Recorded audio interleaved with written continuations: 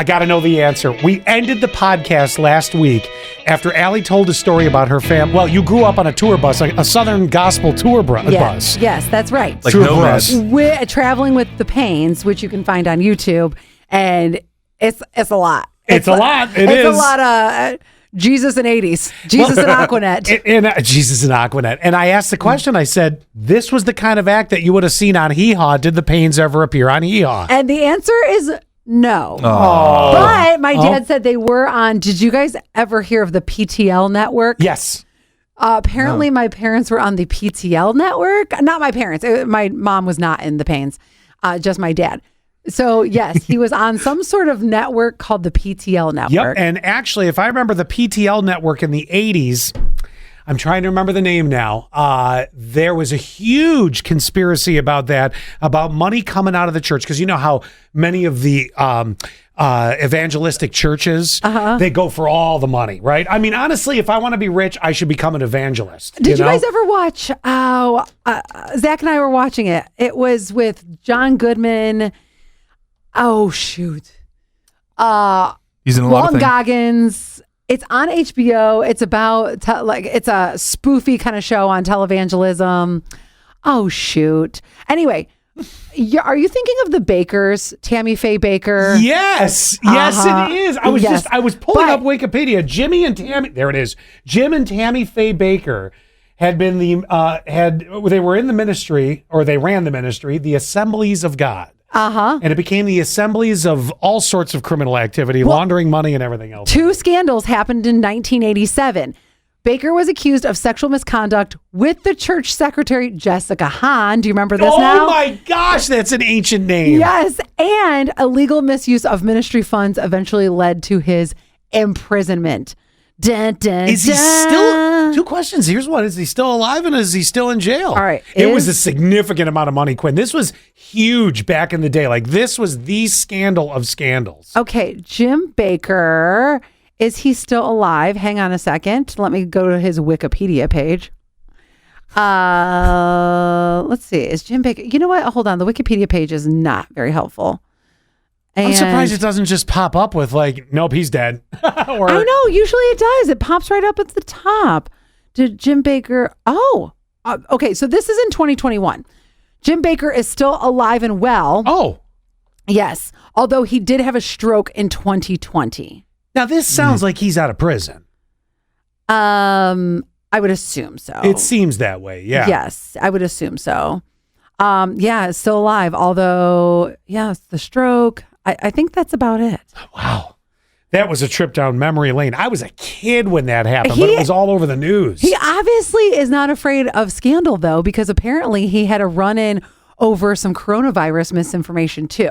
That tracks. Yeah, it does. Sounds like that kind of guy. Anyway, How is this not either a podcast or a documentary? I bet you there's one somewhere. there's got to be. There has to be. Jim Baker documentary. Hold on a second. I would be shocked if there wasn't. Right? Well, I forgot about, there is a documentary that came out in 2000 called The Eyes of Tammy Faye. She did have a lot of makeup. I remember that now. But I don't see anything about Jim Baker, but you're right. There should be one. Nothing came up for me. Not yet. Not yet. Exactly. Well, exactly. Maybe they're Side waiting for hustle. the death. Do your research. Side hustle. You know, that's a good idea. It really is. So that's the answer to your question, Scott. Well, there you go. Wow. As soon as you said PTL, everything started clicking from like 1986 in my brain. I will say this. I have many memories because we traveled so much of Cracker Barrels. And Cracker Barrels always had the games on the table. Yes. I have spent so much time playing games at those little table games. I believe it. Yes. I oddly believe it. The Cracker Barrel also tracks, much like, the PTL and COVID, but, it just seems to work. I don't know. Did the Pains know about the secret beer menu that they have at the Cracker Barrel? No, I think that's new. Oh, it wasn't around in the 80s? Yeah, I don't think so. All right. I don't think so. Okay. Anyway, so there you go. So no hee-haw, but PTL. God, Yeah. I feel like you beat hee-haw. I really do. Sorry, my friend. I think they probably played at the Grand Ole Opry, though. Oh, now that's still really cool. Oh, my God, yes. Yeah. If I wish I had a talent that I could. That's it. We should bring Quinn into this now. The poor guy's like, I know nothing of what you guys are talking about. What does that stand for? Praise the Lord. It was the Praise the Lord network. Okay, I get it. Yes. Okay. Okay. Yes. Praise the Lord. Yes. Praise the Lord, child. Okay, that's funny. It's perfect. I was like, PTL, what could that even mean? Praise the Lord is so perfect. Or it could stand for pay the loan. I don't know. That was quick. That was really good. That was really good. There you go, my friends. Oh I'll be my hosting God. this Tonight Show in a week in 1987. But anyway, so Quinn had something, and I'm curious to see. You've been with us obviously the past few weeks, joining the fun and frivolity of everything. Is frivolity a word? I think so. She's looking it up. But you said you really have something this time. Like there's something you need to get off your chest. Yeah, frivolity. Oh, I see what you're saying. Lack of seriousness, lightheartedness. You made it sound like I just joined the show. I know. I was like, what? Last week Allie owned it. Let's be real. She wouldn't stop talking. I mean, we did, I've had this for weeks. We did talk a sweaty taint a couple 20 minutes. But at any rate, what do you got? Well, mine seems so tame now compared to last episode. Did you say taint? Very taint. Thinking the same. I know you were. That would be quaint. A quaint taint. One letter change and all of a sudden. No, but I was because sometimes you look at your tattoo. You won't realize this, Scott, because you don't have any, to my knowledge. But I was looking at my little What, the tattoo hair? here. Tattoo. Oh no, I don't. Looking at my tattoo, and I was like, I kind of want another one. I like the small tattoos, but do you ever have that? Because you have tattoos.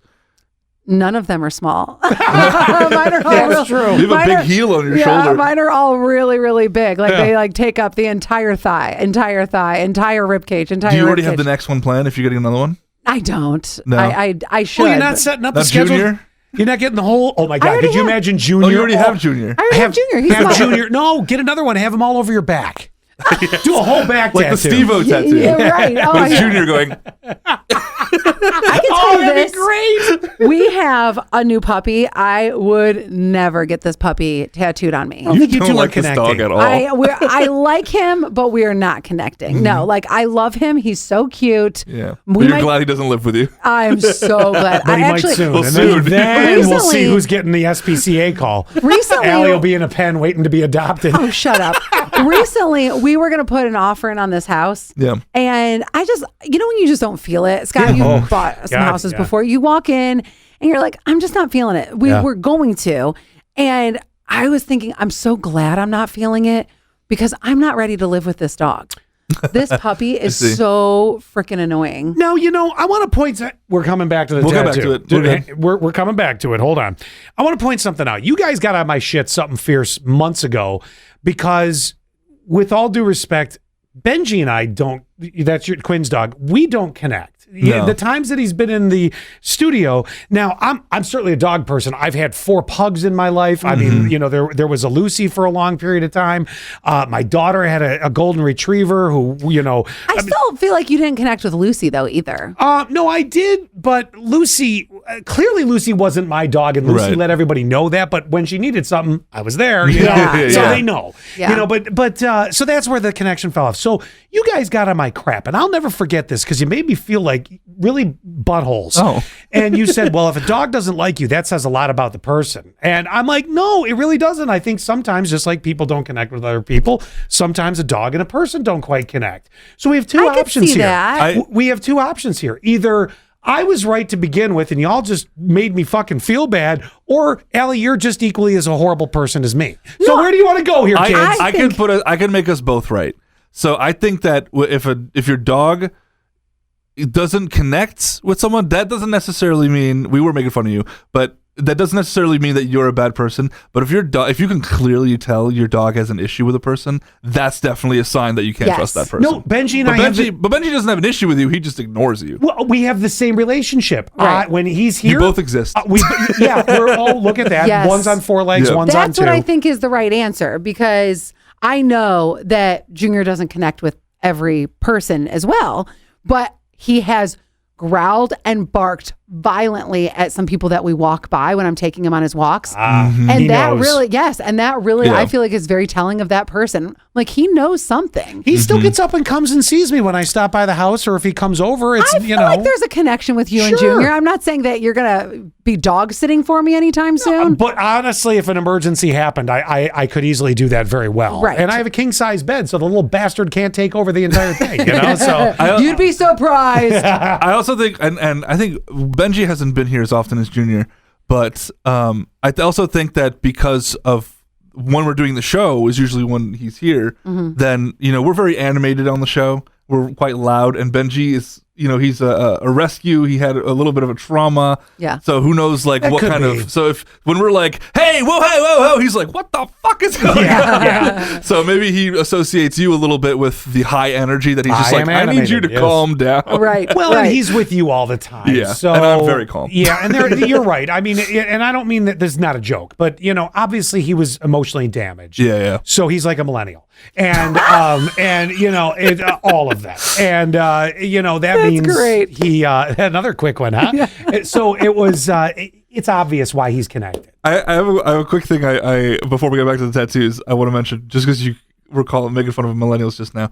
I want to point something out that I think that I heard someone else point out, which makes total sense to me. You know how like the generations above us, above the millennials, are like, oh, they're just like so whiny, and they're just like, what's with these stupid participation trophies? What's with all this? Like this, like, oh, they also have to be babied. I'm sorry. The Gen X people made the participation trophies for us. Yes. You know what I mean? Yes, and they they did. told us True. we could be whatever we want, and then we end up being YouTube gamers, and they're like, that's not our real job. That's All true. right. We You hope babied to see us that more. too You kind much. of just you You kind know- of just fell on your own face there. Not really, though, because, here's where the problem came in. See, when I am Gen X, I was born in 71, and my social security number is, and my mother's maiden name. But no, here's where the problem lies, is we started with no technology. Right. Like, it wasn't as bad as baby boomers, where it's like, let's go play kick the can. What the fuck is that? You Yeah. know? We invented the wheel. Yeah, right, exactly. Fire, look at that. We can cook. No, I did nothing against baby boomers. I have two brothers that are. But so for Gen X, we went from having nothing cool to then Star Wars. It lit up everybody's mind. And by the end of Gen X, technology was coming up, the Ataris, everything else. So we started to get there. So what happened was when millennial, that generation hit, it also was lighter on technology. It went dial up to Wi-Fi to everything in our hands. So, and everything at our fingertips. So a younger millennial into the Gen Z, it's very different. The Gen Xers of my generation probably looked at it with the goal of going, see how hard we work, see how emotionally inept we are, but we pretend. No, but we wanted to say we're going to show you the work ethic that you can be anything you want to be, but you got to work hard. Then technology comes along, and you're right. Everything became, well, we're YouTube gamers, it changed so rapidly. So it's a little different. But we did bring you the X Games, so go fuck yourself. And wait, but it also was to do with there was especially males in the household were not as empathetic or loving Sure. or huggy and touchy, and so That we got from our baby boomer parents. right. So my mom always says to me, and I think this is why she has babied me and my brother, because she totally has. She always said, I just wanted you to have what I didn't have. So she was overcompensating for what she was lacking. Sure. Like she wasn't in a household with a mom and dad who said, I love you, or who like hugged on her and kissed on her and all that stuff. Like, so for her, the pendulum swung the other way. I will tell you, as a parent of a couple small kids now and a 21-year-old, I had loving parents, but I don't think emotional awareness was taught as well as it could have been. Right. It was still very much a generation of boys don't cry, and if you really have to, it's got to be something really intense. And it is a different, like getting shot. Yeah, right. It is a different parenting style. Like, I actually find myself liking.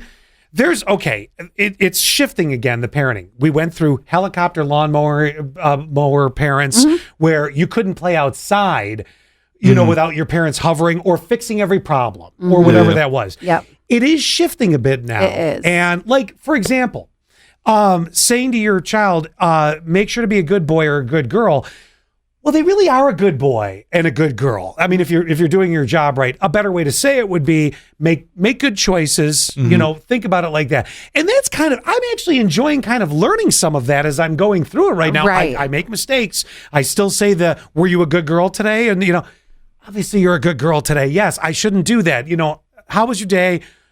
Tell me good, tell me things, not just good, but Yeah. tell me the bad too. Tell me the bad. Well, at 4, I would hope there's not Well, too. no, Yeah, but at like 4, with Gavin, Stevie stole my sucker, that bastard. But with joined a mob. Gavin, Gavin's what, 8? Yeah, he'll be 9 soon. Yeah. So Man, I feel like Gavin's been 8 for the 3 years I've been working. Yeah, right.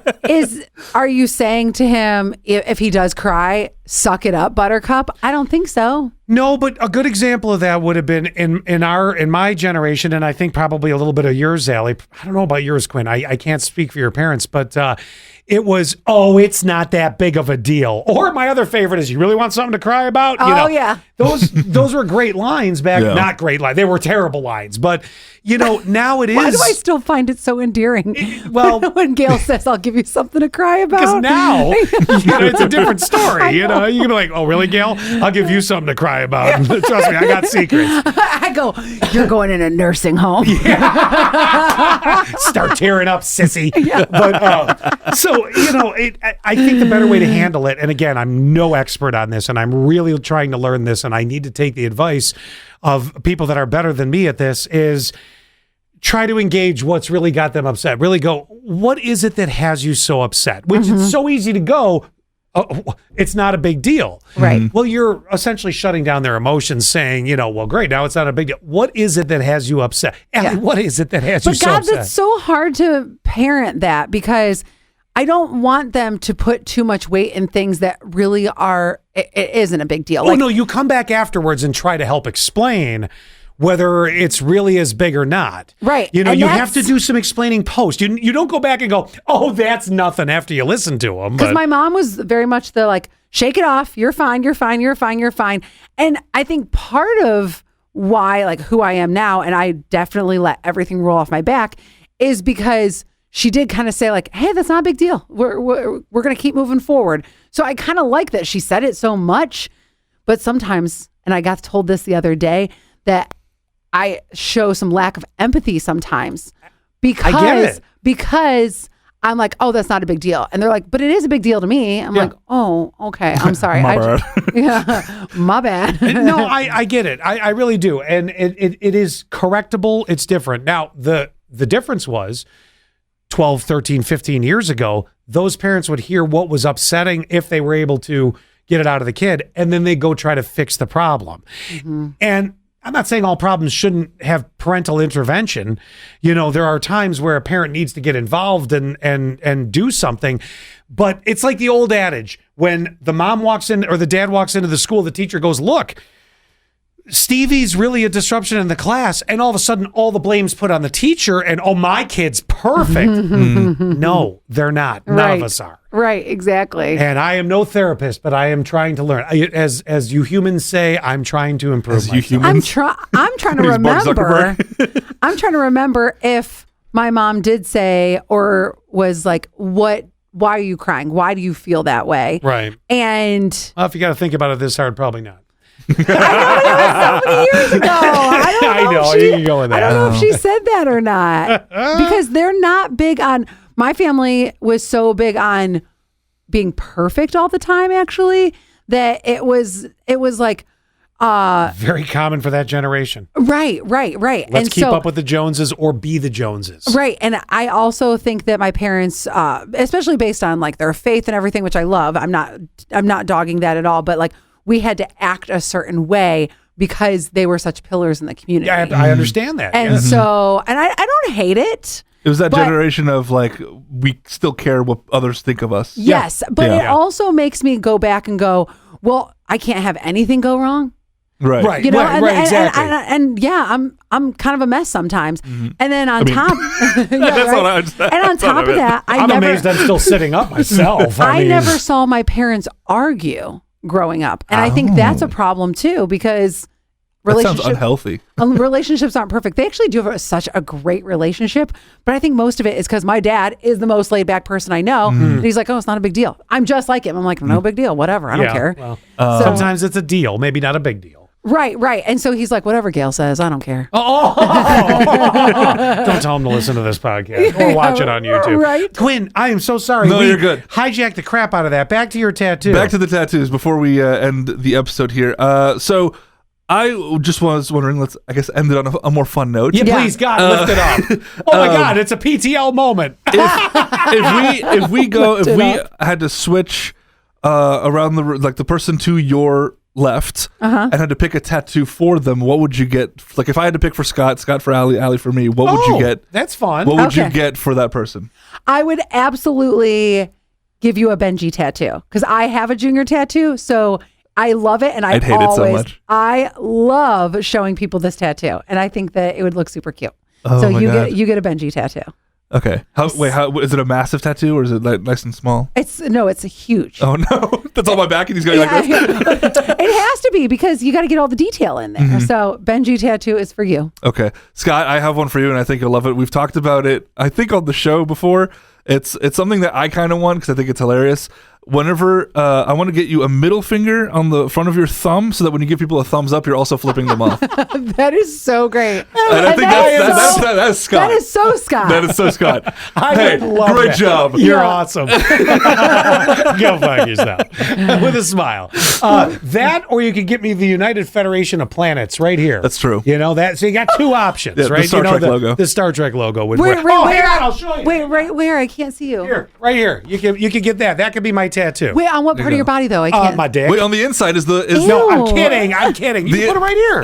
Oh, okay. the inside of the card is Nerd. actually the what I put on your thumb. Oh yeah, actually, this would be what's on my thumb. Yeah, but it's actually me flipping you off. Oh, yes, That's even better. I love it. And what would you give me? You got one of two options. Okay. I know you already have the junior tattoo, but I'm sticking with the fullback junior tattoo, except you'd have paws up going.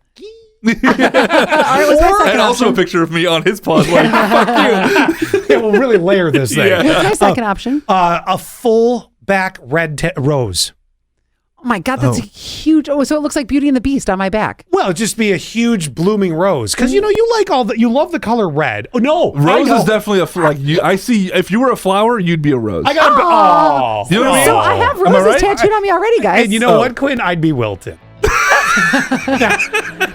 My whole rib cage is roses, and it says Cleveland. Well, so you could just keep the vine going around back, and there's the big bloom. Is that the state flower of? Wait, does it have to be one flower? Can it be just a bunch of roses? Well, on the I got back? one other option for you. Oh, okay. So I What don't like about either of these. giant red lips on your back?